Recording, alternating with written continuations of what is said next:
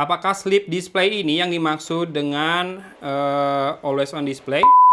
Bismillah, hari ini saya mau unbox smartphone terbarunya Motorola yang berhasil saya beli di Shopee dengan harga 5.050.000-an ya. Dari normalnya 6.499. Ini adalah Moto Edge 70 Fusion. Kita buka dulu ya si paketnya, mulai dari kemasan terluar karena buat bukti pembelian juga.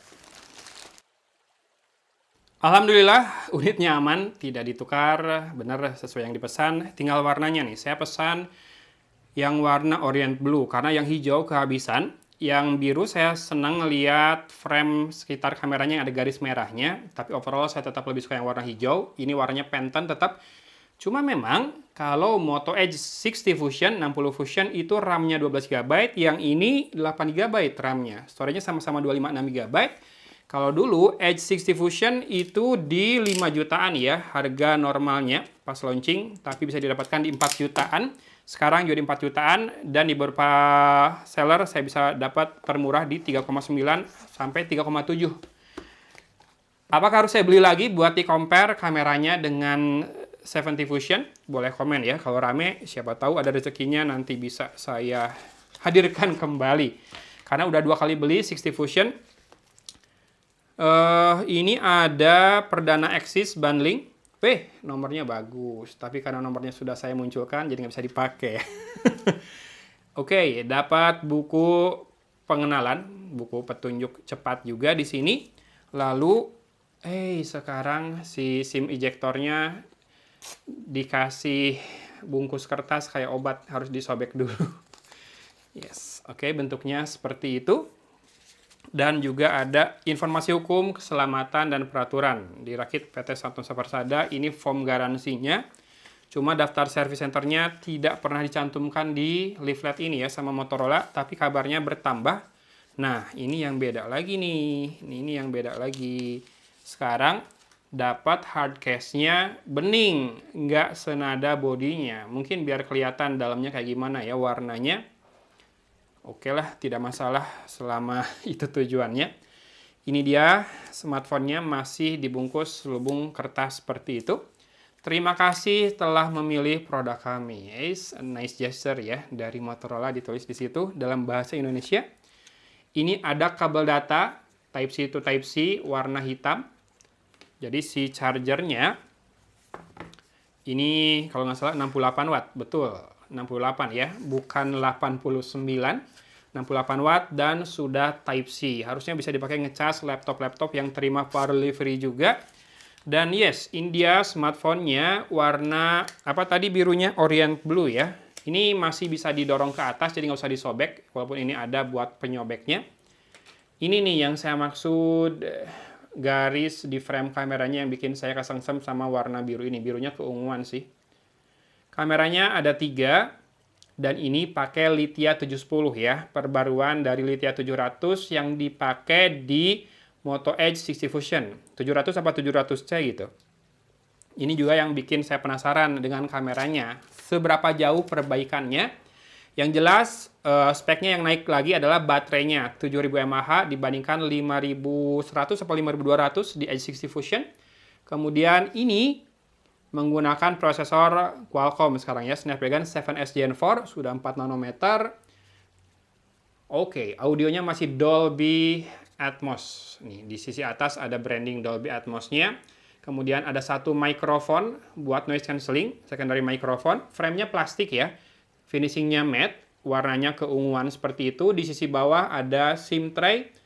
Kemudian mikrofon utama, port Type-C, dan speaker grill berupa 2 buah lubang. Motorola biasanya loudspeaker keduanya pakai earpiece ya. Jadi stereonya pakai earpiece di atas. Sekarang kita cek untuk SIM tray-nya. Kemungkinan besar sih tanpa micro SD slot. Betul, hanya 2 slot nano SIM card. Kemudian dia tidak punya varian storage lain. Di sisi kanan ada tombol power dan volume rocker, seperti itu penampakannya. Dan yes, ini overall penampakan sisi belakangnya. Si bagian back covernya tuh gripnya bagus.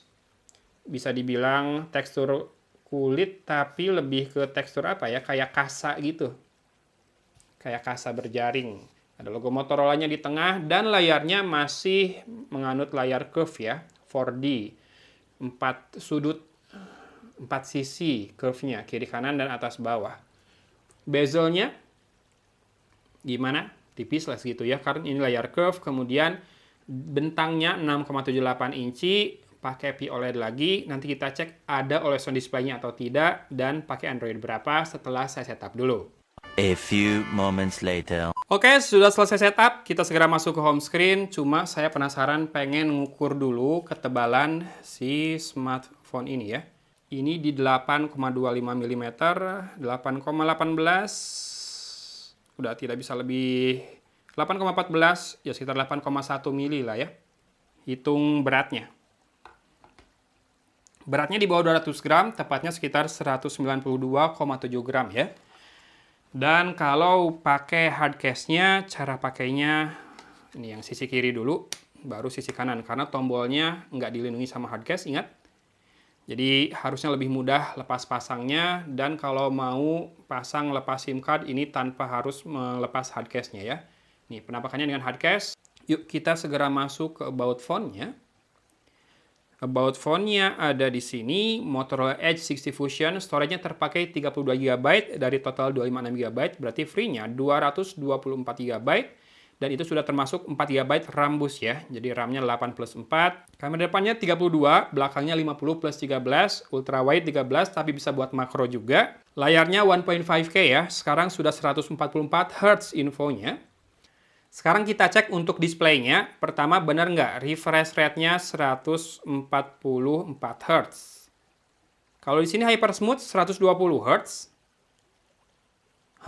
Apakah butuh software update? Oh, when playing a game, game time override di setting. Jadi 144 Hz-nya itu buat game.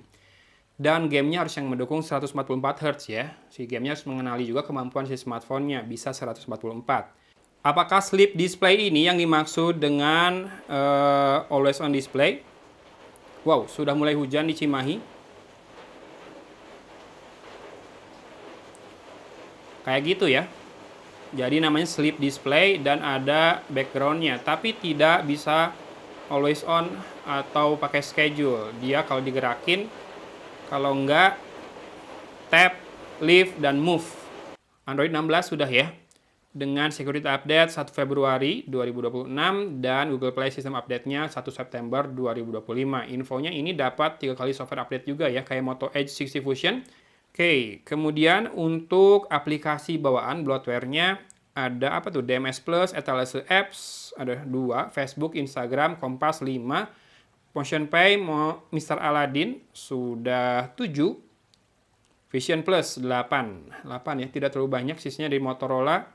Termasuk ini ada Dolby Atmos, Moto Secure, Moto Unplug, Smart Connect.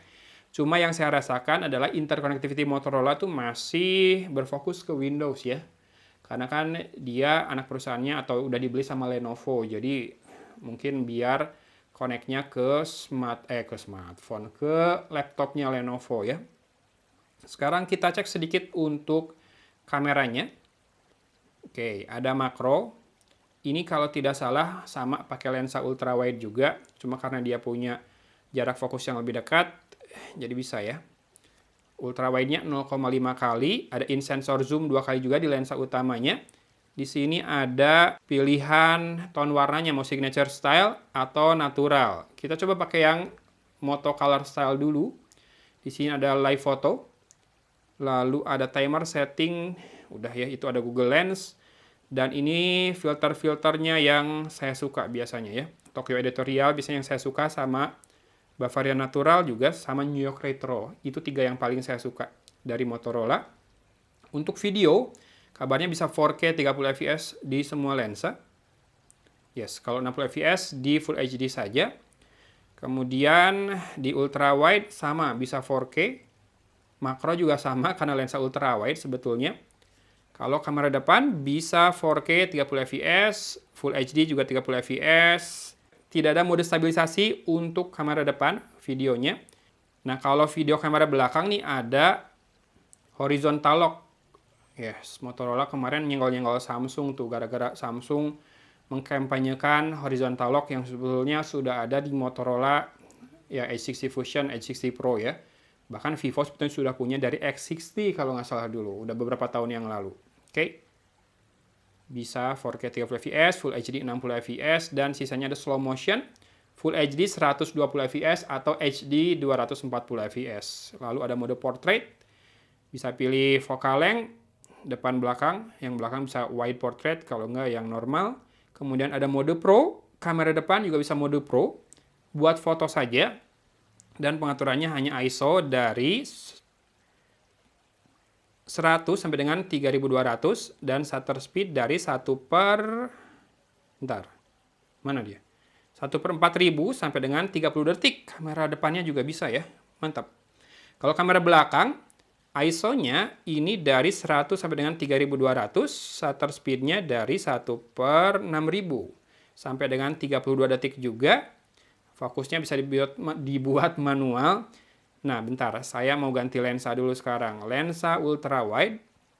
Betul, bisa atur fokus juga, tidak fix fokus. ISO-nya di lensa ultra wide dari 100 sampai dengan 3200 juga, sementara shutter speed-nya dari 1 per 6000 sampai dengan 32 detik juga. Ada JPEG sama RAW. Mantap. Nih mode Pro-nya lumayan lengkap ya, di semua lensa bisa. Depan belakang maksudnya loh. Ya. Tapi buat foto saja. Belum bisa buat video. Ada dual capture video, tapi tidak ada Pro buat perekaman video ya. Hanya buat foto saja Pro-nya. Ultra res, photo booth, time lapse, panorama, night vision, dan scan. Itu dia mode kameranya.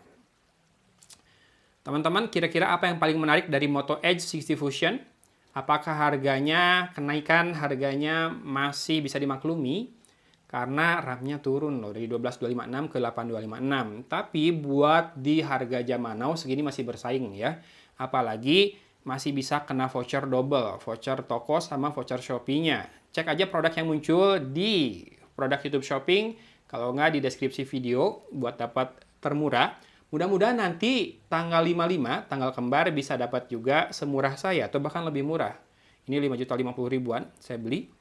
Dari harga normalnya yang 6.499 apa 6.299. Unboxingnya segitu aja dulu. Hatur nuhun sudah menyimak. Dari Kota Cimahi, Alun pamit undur diri.